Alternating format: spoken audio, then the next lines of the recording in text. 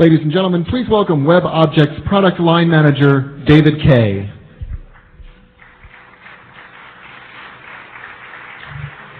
Good evening. Thanks very much. Appreciate your being here, particularly given the timing. Establishments all over downtown San Jose are now opening their doors for happy hour pricing, and instead you've chosen to spend time with us here, so it's very gratifying. Or maybe I shouldn't have mentioned that.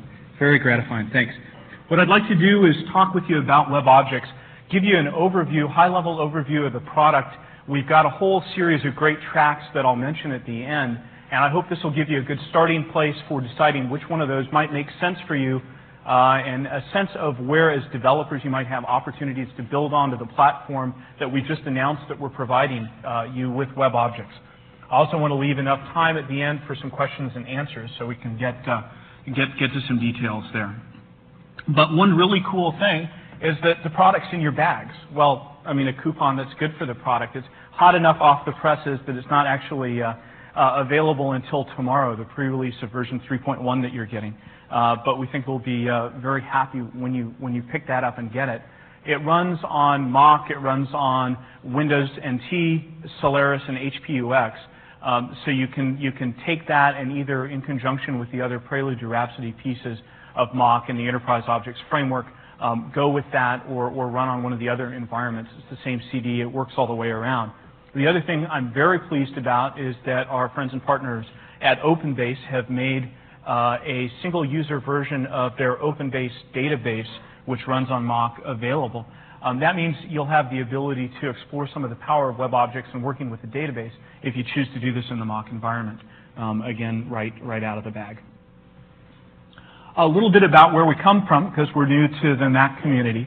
WebObjects shipped in version 1.0 March 30th of last year. And in 1996, we established leadership in the enterprise internet application development markets, really in two ways. One, in sort of establishing the category of a web application server. When we started talking to people last March and April and even this time last year about a web application server, they'd sort of look at us funny. And now people understand the concept of a server that dynamically vends pages, sits behind a web server, and allows you to do the same things that you can do with desktop and client-server applications, except over the web with all of the benefits that brings. We also provided rapid development tools and a class of products that integrates legacy systems, things like mainframe applications and relational databases and existing code bases, and pulls those all together. So that was sort of the product category side. We also had some neat success in the market, which was very gratifying. The folks at Sharper Image were, I think, the first people up with a WebObjects application. They did that at the first Internet World in April last year. And they had this business problem that, you know, catalogs, those fancy catalogs that you get from Sharper Image are really sort of expensive to print, and they wanted to be able to add more products to them and expand their offerings and increase their margins that way. But it's hard to do if you've got to put in glossy printed pages or add more space in a showroom shelf. So they wanted to do it over the web. But with all of the changes that they were making and as dynamic as that site was, they couldn't do that cost effectively or easily on the web either. Until WebObjects came along and was able to give them a database-driven application that we as users use to order products, as well as a internal intranet application that they use to maintain and manage that database that had a great deal of reuse across the base. Dell, kind of funny to mention it, Apple, they bought the product, which was pretty smart, and of course Apple bought Next, which was even smarter. But Dell does $1.4 million of business a day on a WebObjects application that integrates mainframe data, daily changing price databases. It integrates their configuration software. You know how hard these PCs are to order. And it allows you to very rapidly configure an application configure one of these PCs. So that's great for them. Nissan, showing off our internationalization, has put up a Japanese language virtual car showroom that you can get to. KN Energy is a kind of interesting one.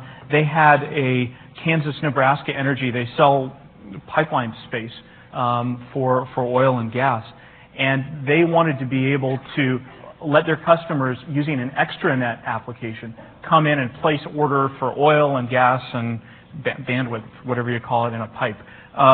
And KN Energy was able to do that in WebObjects and save a tremendous amount of money over the way that they'd been doing it before with the Service Bureau, give better, more responsive service to customers.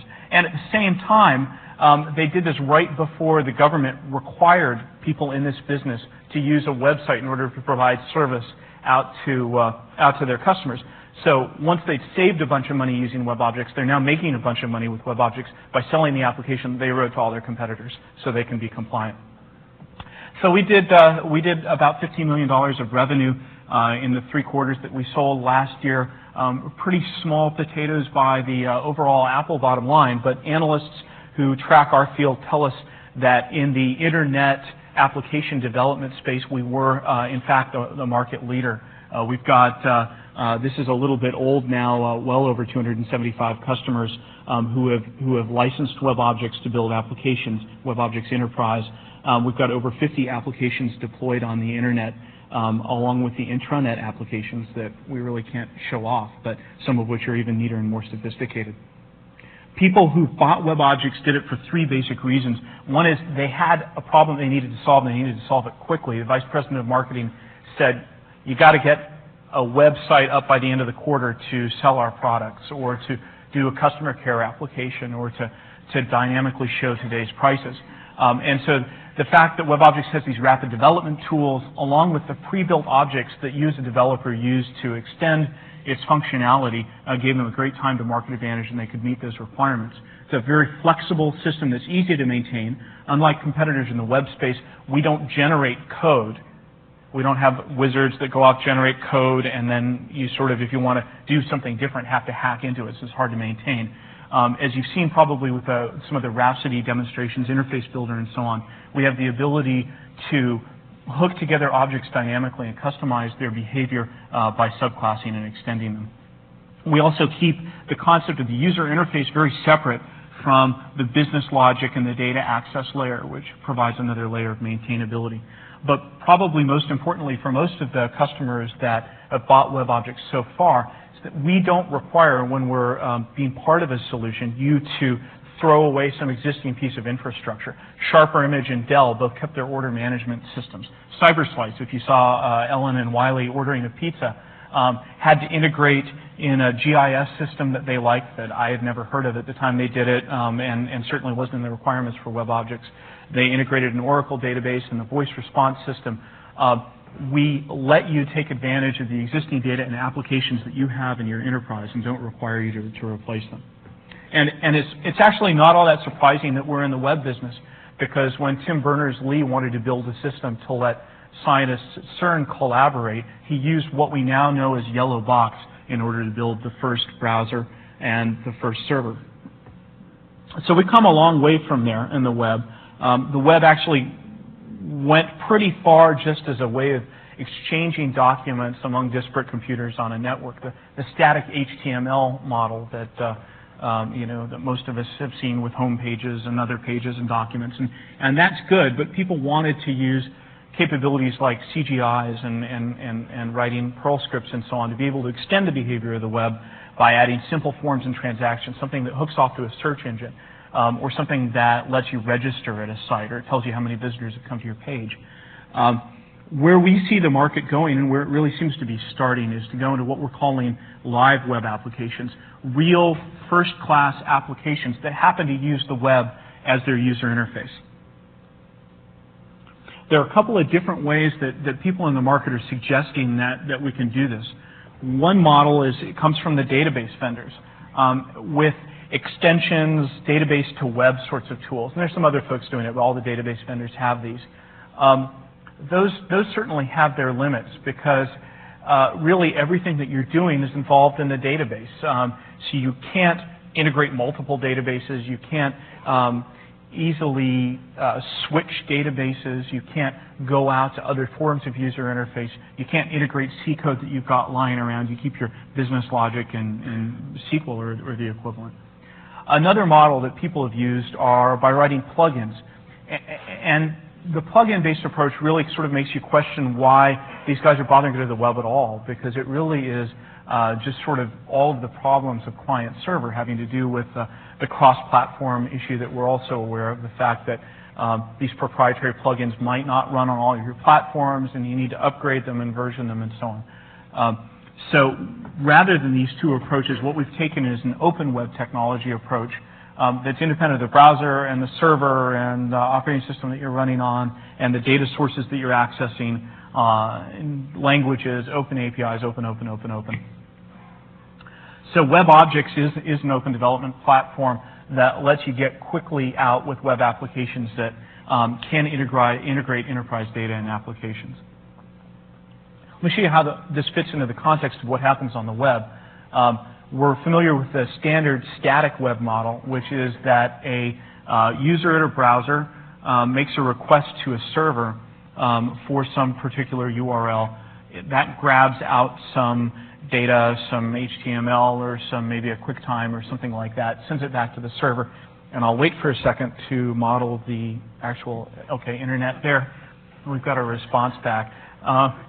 To that model, WebObjects adds this application server.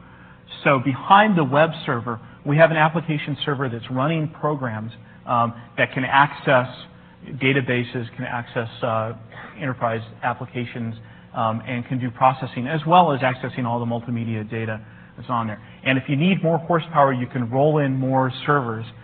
We handle the load balancing and the distribution. That's not something that the developer needs to worry about. That can handle at deployment time.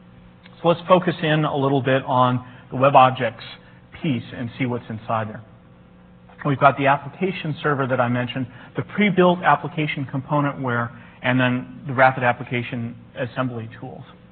The application server is what gives you the scalability and distribution, the fact that you can run multiple processes, multiple instances of your WebObjects application across one or multiple servers, on the HTTP server if you want to, on different servers if you want to, on different platforms if you want to.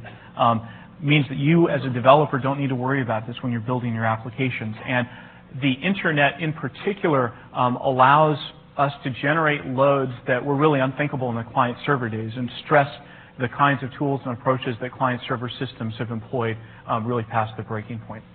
We also, if you've seen, have a dynamic object runtime, both in the sense of Java and the Objective-C dynamic object runtime that we've linked together with Java, which allows us to very flexibly maintain systems, add functionality to existing systems, and so on. And then interoperability with different object models like Corba. We also provide applications out of the box. One piece, the application components out of the box. One piece, the enterprise object framework, is what handles the transparent access to different kinds of data sources. So you as a developer don't need to write SQL. You don't need to know exactly how things are stored in a database or have that knowledge reflected in the code. So if you change databases or if you change schemas within a database, you don't need to change your code. You just change the model that's done with a graphical tool. We also have the tools that abstract out, the framework that abstract out the fact that you have a web user interface, HTTP and HTML. So there's no dynamic generation of HTML that you need to hand code, no state management that you need to worry about. You don't need to worry about parsing HTTP requests. That's all handled for you. We have WebObjects Builder, which is a tool that you can use to assemble these components and add your own value added to it. It's a graphical. If you've seen the Interface Builder demo earlier, it's like that except for the web. Project Builder, which is an integrated development environment, compiler, linker, debugger, source code management, and so on. And the Enterprise Object Modeler, which is the specific piece that drives the model that tells the data access components, Enterprise Object Framework, how they need to generate SQL in order to get and retrieve data.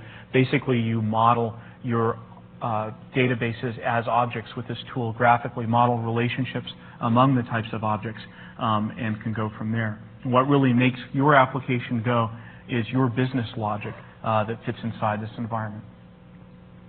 So that's what's running in those WebObjects server processes.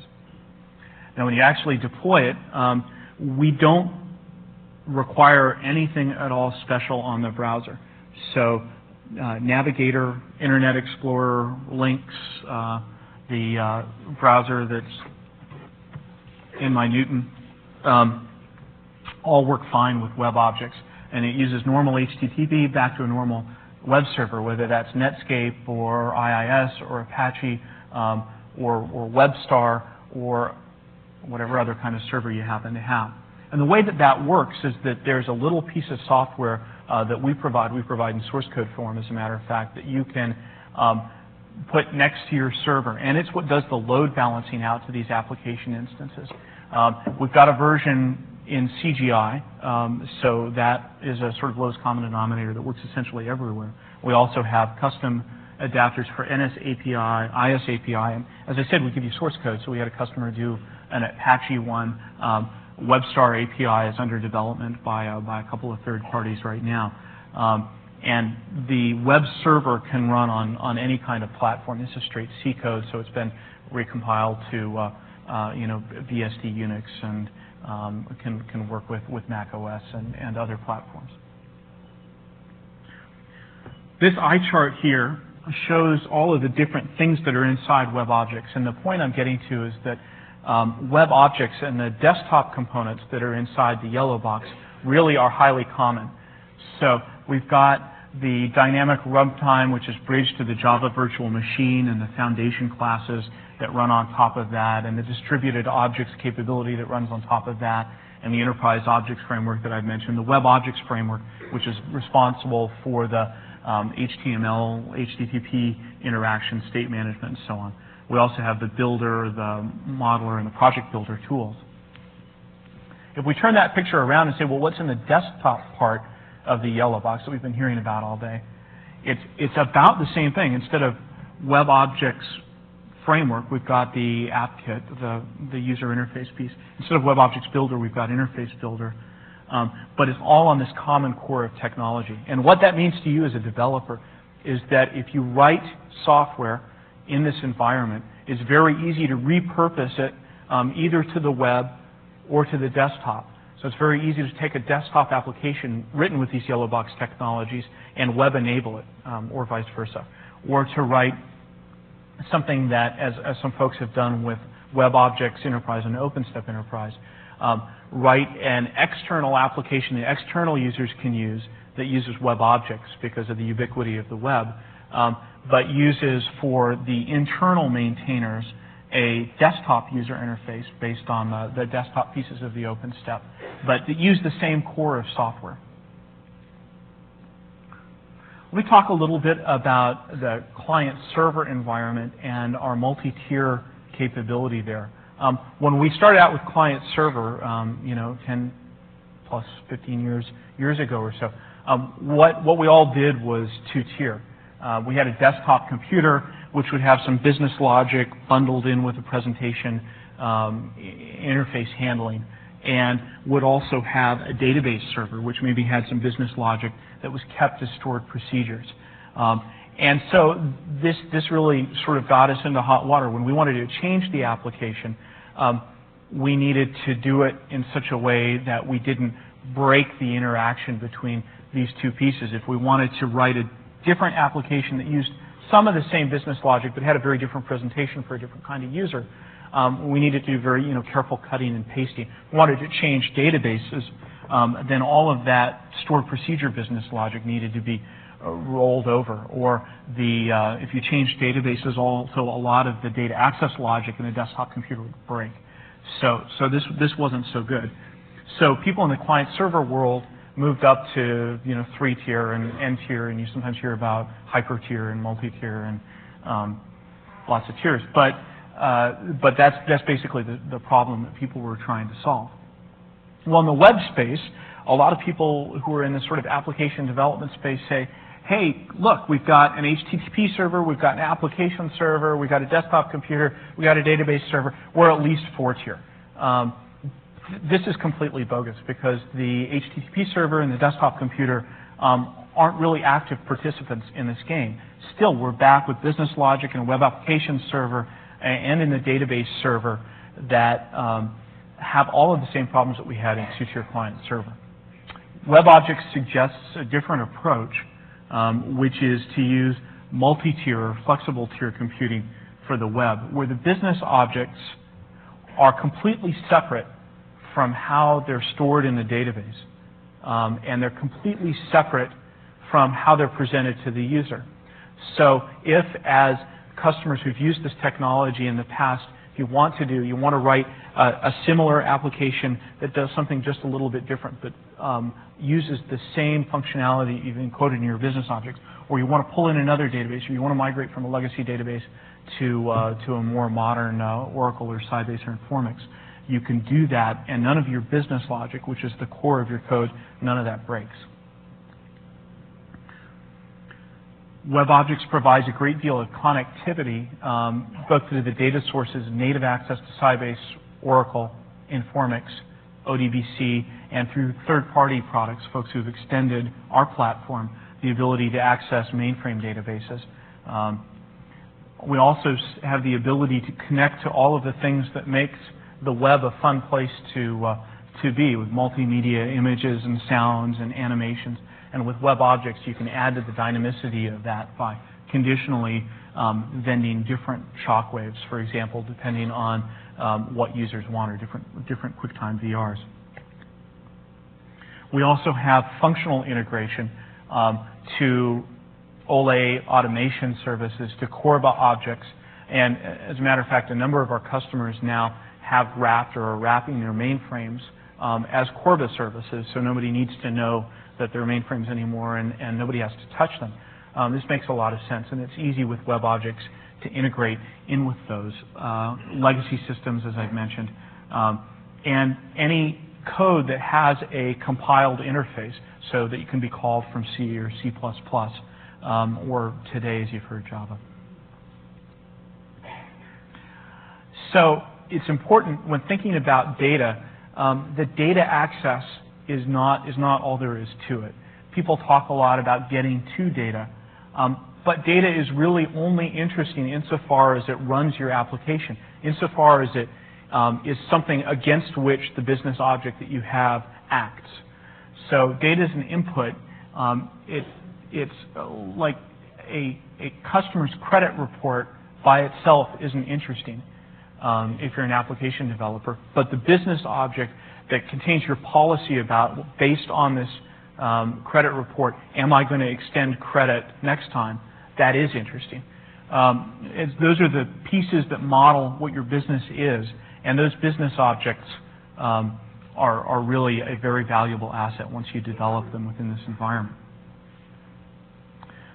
WebObjects, and as a matter of fact, this whole infrastructure allows you to easily reuse business objects across the desktop, web, Java client interfaces. We have customers who are taking these same business objects and vending them out to an application that's completely written in Java, running in the browser using IIOP to connect into the business objects. This is very flexible. You can reuse them across applications and across data sources because they're not tied to the bit data and they're not tied to the user interface. They're very flexible and easy to reuse.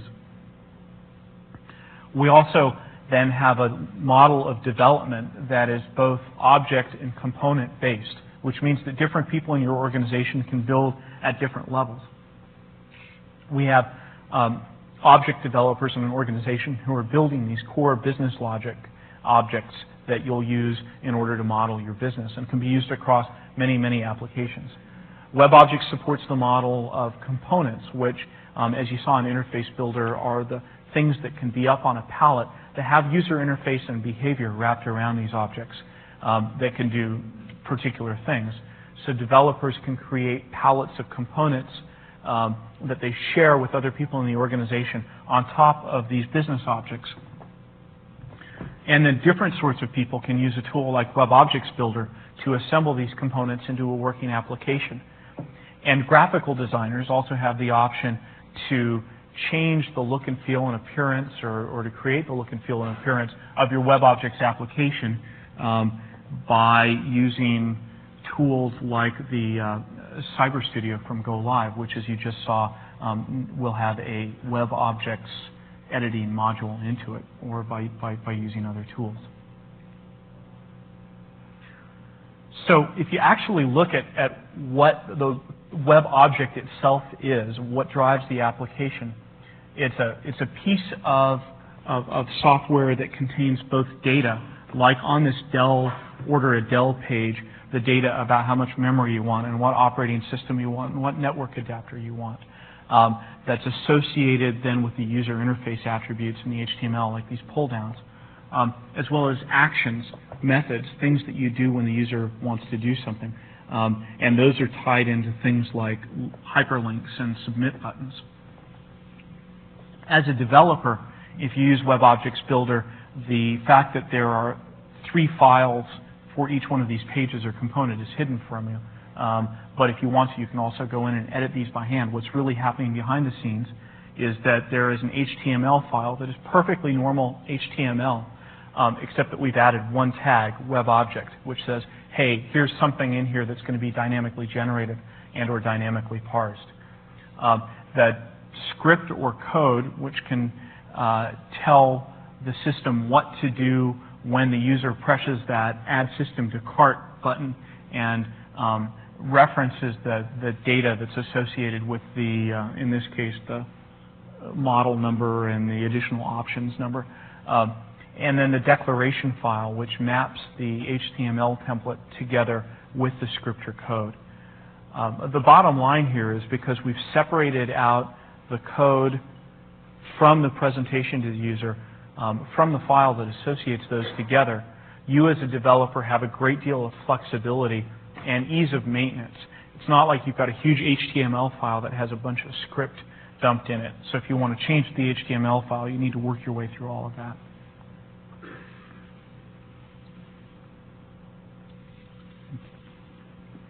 WebObjects also provides the developer a choice of languages. He or she can develop in a variety of languages.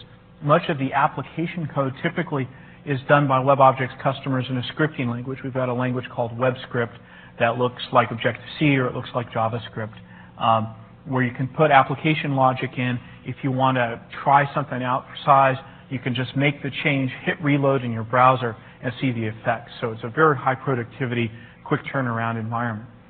If you're concerned about performance, or if you need to link into a particular business object, you need to link into compiled code. Many people use Java or Objective-C for their business objects. Again, as I said, the Objective-C and the Java runtimes have been bridged, so you can work in one or the other or both and intermix that with scripting languages.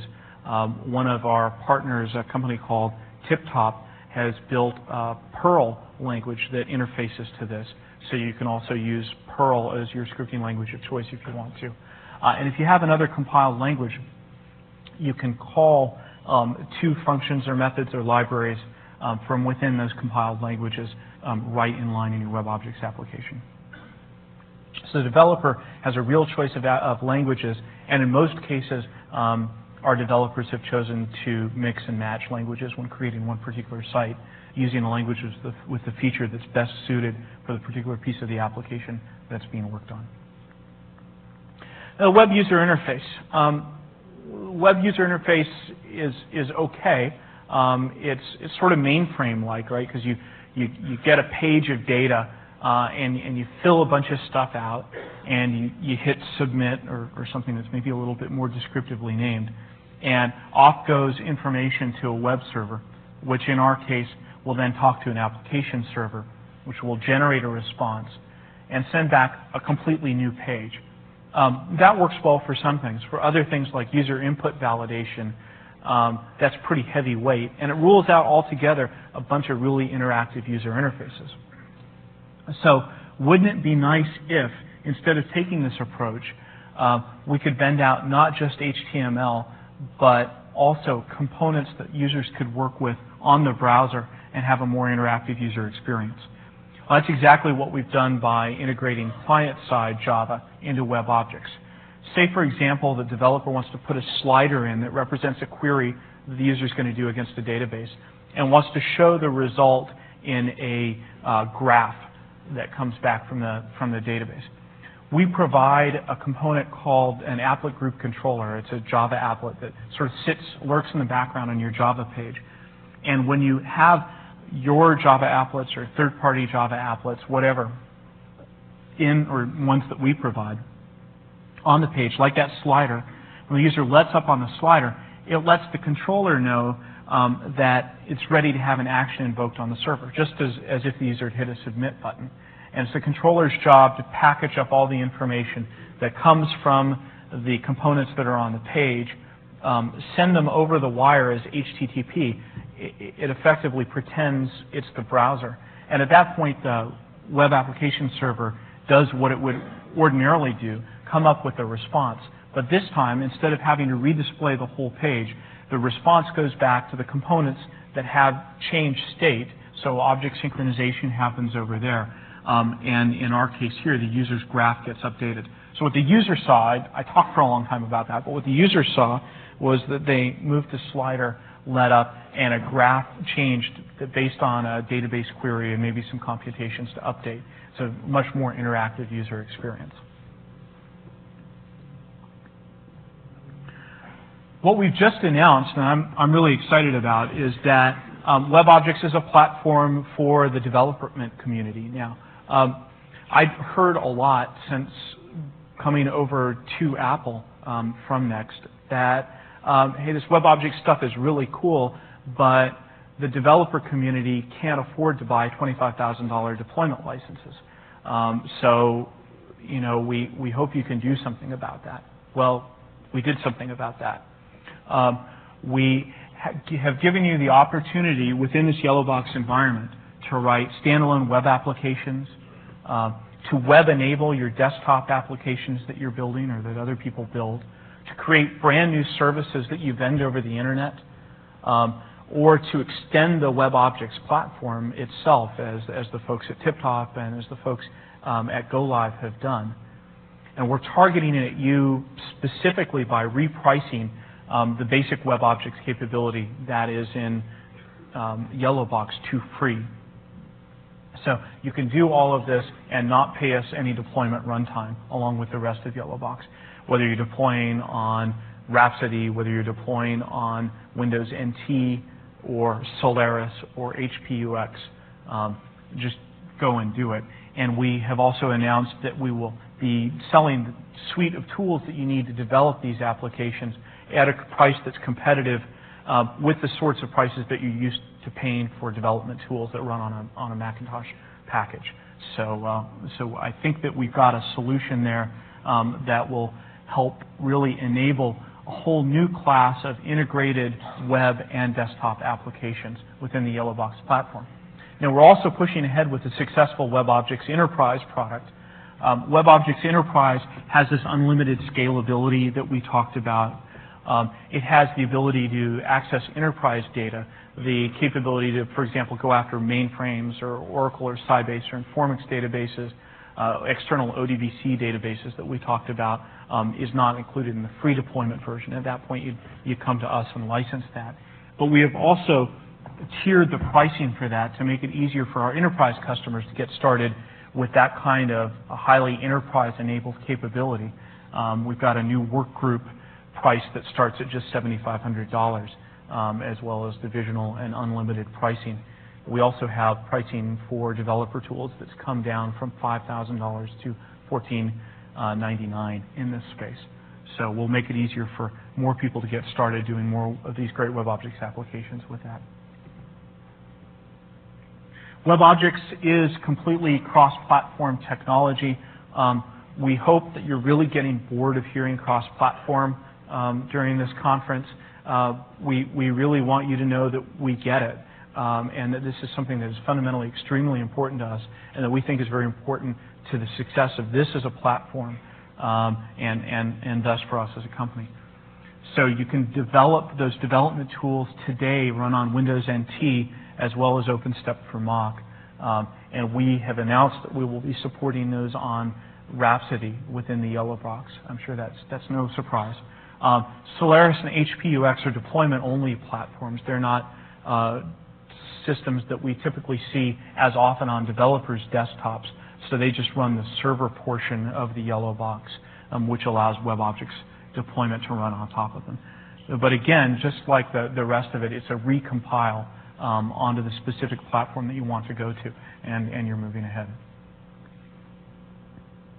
What we want to do with WebObjects as we move into the future is to continue to work with standards and market leaders. We don't want to invent everything at Apple. We're good at inventing stuff, but we also really want to take advantage of all of the things that the market's doing and the power that that brings.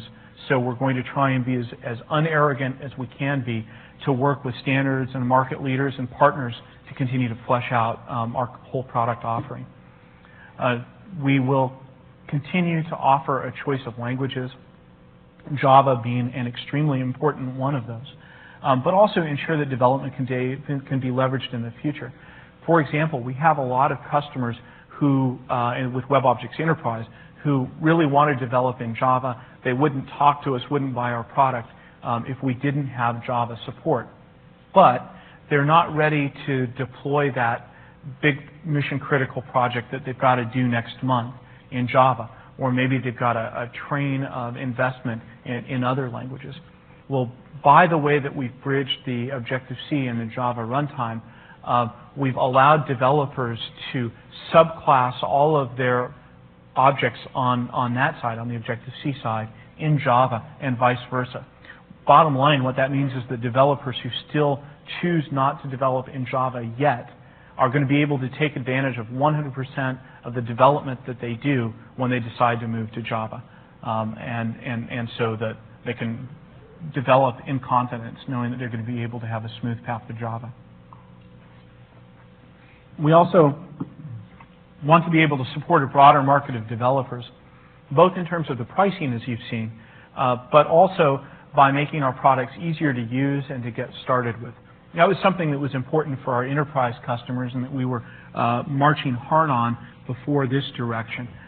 Now that we also are part of the Yellowbox developer platform, it's that much more important that we make it as easy as possible for people to take advantage of all of the power that's in WebObjects. So that's a strong development thrust. We want to give customers more to start with to continue to build where it makes sense, reusable components, application componentware that they can just drop into their applications and get going with. And we're also looking to the developer community to, both in horizontal and vertical areas, build up components that folks can use. And we want to have support for increasing flexibility in terms of the deployment of the application, not just with HTML on the browser, not just with desktop applications, not just with individual applets and components on the browser, as we described in the client-side component story, but also with a true Java client server. So what we're going to be doing in 97 and just a little bit into 1998 is to ship WebObjects 3.1. That should ship in a couple of weeks. Again, you have a pre-release version of that in your bag, or you will once you turn that coupon in tomorrow and get the hot off the presses WebObjects 3.1 pre-release CDs. This summer, we're going to be shipping WebObjects 3.5, quite late summer, which will have enhanced ease of use. We've created a capability, are creating a capability called mentors, which are different from wizards. You know, wizards come and ask you some questions, and then they spew out some code, then they leave, and you're stuck with the mess. That's sort of a negative way to put it. But a mentor, on the other hand, sticks with an application developer as he or she is writing an application and working on the application. It's not a hit and run kind of a thing. And I'm really looking forward to showing that off to you in the near future. Rhapsody support and more pre-built components to get people started. Simple example, we found out that almost all of our developers had login panels, and they had some kind of authentication management through their applications to figure out who was using it. Was it just a normal user, or was it somebody with some more authority to see some specific things? So why not fold that into the framework? So we're doing that. In early 1998, we will deliver WebObjects 4.0, which will have increased direction, increased progress for ease of use and for additional pre-built components and platform support and all the other things that we're working on. But also we'll be making a strong thrust in a true 100% Java client-server environment. And again, I'm very, very much looking forward to being able to tell you more about that and show that off. It's very exciting work. So we've got a bunch of paths for learning more about WebObjects. There are a lot of sessions today and tomorrow that I wanted to tell you about and sort of help you decide what might make sense. Next in this hall is WebObjects Frameworks, which gives you an overview to the WebObjects framework itself. That is the piece that does the dynamic generation of HTML and the state management and the parsing. So that'll drill you down into some detail in what's really inside there and what you as a developer need to do to take advantage of it. Session 410, using WebObjects Builder, will go through some fairly extended demos of building real applications using WebObjects Builder, so you can get a sense for what that's like in a very practical sense.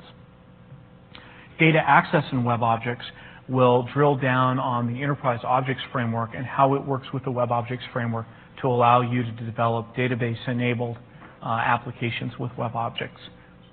WebObjects Client Technology speaks to the Java and the also a new ability that we have in WebObjects 3.1, which is the ability to, in partnership with Adobe, to deliver dynamic PDF forms. Rather than generating HTML with WebObjects 3.1, you can fill in forms dynamically that look exactly like they will on a printed page, that look exactly like what you want them to. So that's a new capability there. We'll be showing that off, along with some really neat partner solutions by the folks at AIS that leverage our client-side Java support. In deployment and performance, I saw the rehearsal for this talk last night, and it's really amazing. I learned a lot in it too. We go through the pieces of or the sort of tips and tricks about how to tune your application for performance, how to plan for its deployment, how to manage 20 application instance processes running on 3 multiprocessor machines, and so on. All of the things that really hit the road when you start deploying major applications like the Dell site or like the Disney site. Session 414 talks about the places where you as a developer have business opportunities around WebObjects. And 417, which is later tonight, brings some folks on stage who have actually developed WebObjects applications, and they will share their experiences with you in what worked and what was hard and what they'd like to see and what they think about all of this. And very importantly, on Thursday morning is a feedback session where we get to hear from you after you've seen this stuff, what you think about it and what you think we need to be doing. And we're very interested in hearing your thoughts. So it's 8:30, which is kind of early. I apologize for that, but I really hope you can make that. So I'm in marketing, so I got to close. You know, I got to try and close for something. Call to action. So please attend the WebObjects tracks that seem to make sense for you. Pick up your CD, turn in that coupon, and get it. Apologize that we didn't get it into the packages, but it was worth the wait. Trust me. Check out the Omni Group website, which has a mailing list for WebObjects developers. There's a real wealth of information there. Hats off to the folks at Omni for doing that, and get developing some applications. So that's the end of my session. What I'd like to do is to open the floor up to questions. There are microphones on either side of the hall. So if you could please go up to them, so not only can we all hear you, but you'll be recorded for posterity. Thanks.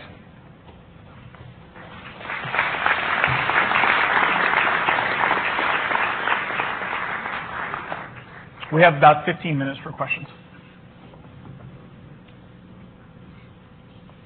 Yes, sorry. I guess me first. I already have a legacy system that has a 4D database that I'm using just a CGI form to people enter data and it goes on the database, and that's about it. But you have this list of different databases that your stuff will work with, and they never say 4D specifically in there. Is 4D, will this work with 4D? That's a really good question. I mean, I think it's fair to say that from our historical customer base, sort of large enterprises doing large-scale database access, 4D was not something that popped up very often. So it's not a high hit point, not a high pressure point. Now, as part of Apple, obviously we really would like to work with them. So we don't have any announcements on that score yet. We don't have anything out of the box that works with 4D unless there's an ODBC driver for them. But we would like to make that happen. Okay, thanks. Could you go over the prices again, and specifically upgrades? Are they the same tool price or some variant or free? Upgrades for existing customers, or I'm sorry. But also the basic Okay. The most important price is free. That's what you need to pay us to deploy an application that you've built with WebObjects or other pieces of the yellow boxes you've heard today. We have not announced pricing on the developer tools that go along with that, but it will be something that I believe you all will think is very reasonable if you've bought tools on a Mac platform before or on a Windows platform. For the WebObjects Enterprise product, the beginning level of deployment that we have starts at $7,500. That's for a single server. The tools for any level of deployment, but for any developer developing a WebObjects Enterprise product, is $14.99, and that includes all of the enterprise database capability. Okay, if you're building a WebObjects Enterprise application, for every developer that's building those applications, we want $1,499.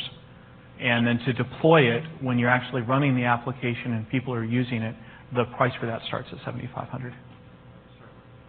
Yeah, for that server. I think this gentleman was actually for me. Well, since you're on the pricing area, is there going to be an academic discount like there was with the Next arrangement? We have not come to finish the details on that, but I expect, since we're part of Apple, that something along those lines will happen. But we don't have any specifics to announce right now. We think that makes sense. Can WebObjects do anything for me in terms of mainframe connectivity, 3270 sessions? In conjunction with one of our development partners, if you've got a mainframe that has no other way, client library, no Corba wrapper, no ODBC driver, it's a mainframe application, you want to access it, it's 3270. There's a product called the Legacy Objects Framework, which is an adapter to the Enterprise Objects Framework and works with that. A number of our customers have deployed mainframe-enabled applications with that product, and another product from a company called Connections. The first one's from a company called Irid, and have had great luck with that. So yes, absolutely, in conjunction with the development community. Another one? One more question was, do you have any plans for providing deployment prospects on SGI servers? No additional platform support announcements at this time. You differentiate between WebObjects Enterprise and the base WebObjects. That's right. It's easy for me to understand on the enterprise side you have the big database connectivity, whether it's Oracle, Sybase, ODBC. Can you explain then what does the basic product give you if you don't have that connectivity? Just differentiate between the two. It gives you the two differences between the thing that we include for free in the platform and the thing that we charge, relatively speaking, a lot of money for, the higher value product, is the scalability. That is the ability to distribute the load across your application. That only comes with the enterprise product, as well as the ability to access the enterprise databases.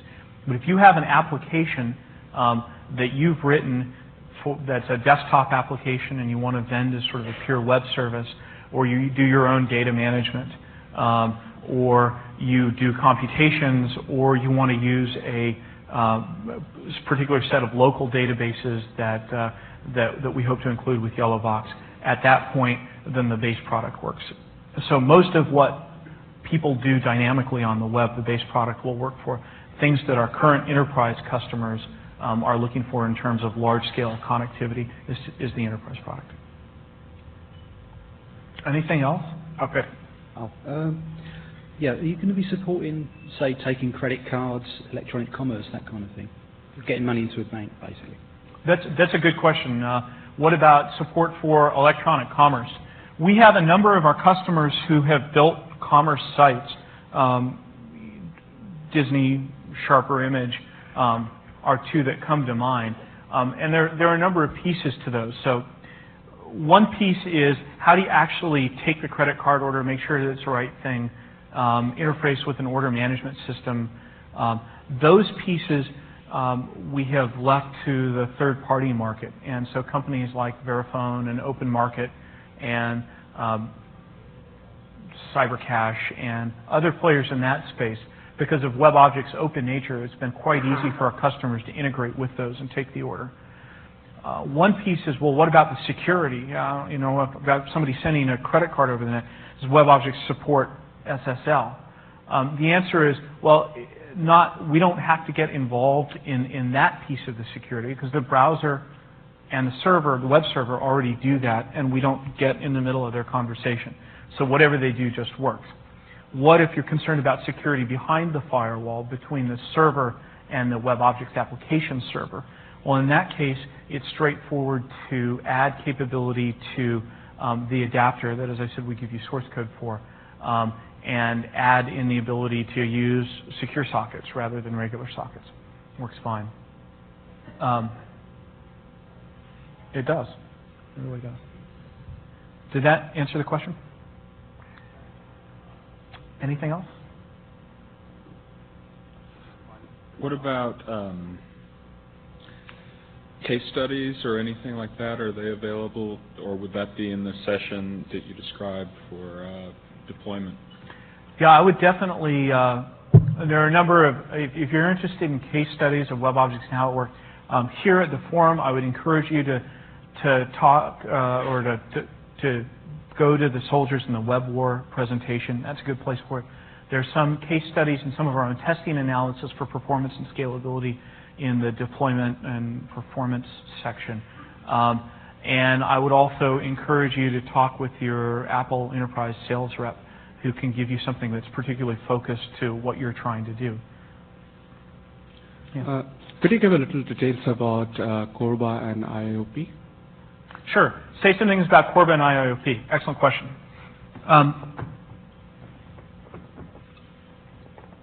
Those business objects in a WebObjects application can talk out to Corba services and can get their information or data or can be filled in by Corba objects that reside on another server. That can happen in one of two ways. If you happen to write your business objects in Java, then you don't need anything from us to make that happen. You can use third-party like Visigenix or Iona Java to Corba bridges to hook that up. The other model is that if you have developed in Objective-C, we have in alpha right now, but available to you, the ability to do an Objective-C to IDL mapping, Objective-C to Corba mapping. So, for example, Bell South has deployed an application where they've written their business objects in Objective-C, and they get populated from a Corba source. In that application, they don't happen to use the Enterprise Objects Framework. They use this Corba hook-in because their data is in a Corba source. Going the other way, out to the client, typically with WebObjects, people do HTML-based applications. But we've had a few customers who've wanted to have completely interactive Java applications. As a matter of fact, they've built that themselves with other tools. So the question is how to hook in the business objects from WebObjects that have the state management and the ability to interact with HTML and the ability to get populated from databases, how to hook those up into the Java application they've run in the browser. Well, with the Netscape IIoP plugin, they've been able to go IIoP on the browser out to the WebObjects application server, where using, like again, the Visigenix orb, they've been able to hook into the business objects that they've written in Java. So it can go from our application server out to the client, or from our application server to request services from another server using Corba and IIoP. And that works whether you use Java or Objective-C. Anything else?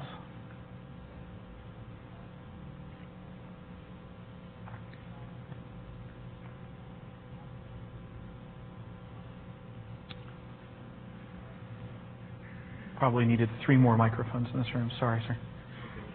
You talked about being able to put wrappers around your current objects to be able to, your OpenStep objects, to be able to use them with web objects. Is there any facility like that for NextStep objects, or do you have to get to OpenStep first? You've got to get to OpenStep first. Okay. Is there any transition tools available to go from NextStep to Yellowbox? Yes. There are tools to help you get from the old. We made some changes in the APIs when we established the OpenStep standard. So folks who developed under NextStep used some different conventions in their applications when we went to a portable standard-based model. When we did that, we also provided some tools for making that transition, and we also have a white paper on that I believe is available on the Next.com website. I encourage you to look at that.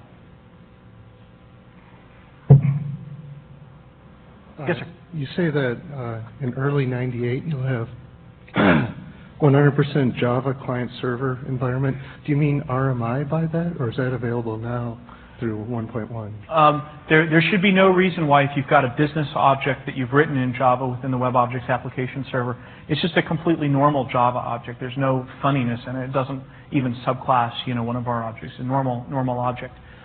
So you should be able to use RMI right now with that. I'm not aware of anybody who's done that. All I know is some people who've talked about doing it.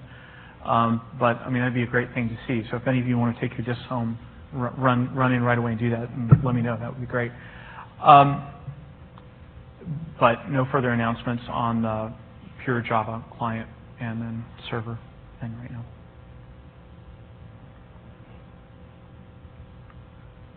Great. Well, it looks like we are out of time and out of questions at the same time. So that worked really well. I appreciate your spending this time with us. I encourage you to go to the other tracks and take those CDs and develop great stuff. Thanks.